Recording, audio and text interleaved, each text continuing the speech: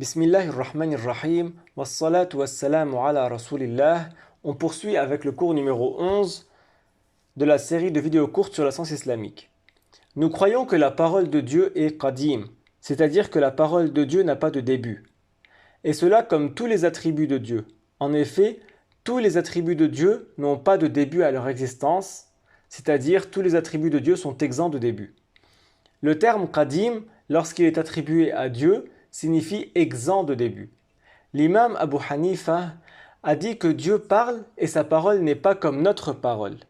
La parole de Dieu n'est pas une voix, n'est pas des sons, n'est pas des lettres, n'est pas un langage arabe, ni français, ni anglais, ni autre.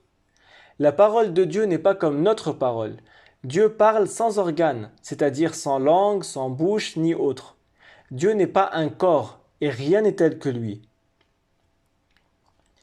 Puisque Dieu ne ressemble pas aux créatures, ses attributs également ne ressemblent pas aux attributs des créatures. L'être, lorsqu'il est attribué à Dieu, il désigne la réalité de Dieu.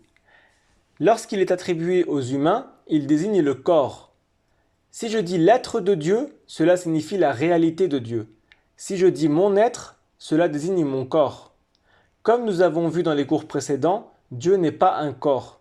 Dieu ne ressemble aucunement aux créatures, ni par son être, ni par ses actes, ni par ses attributs.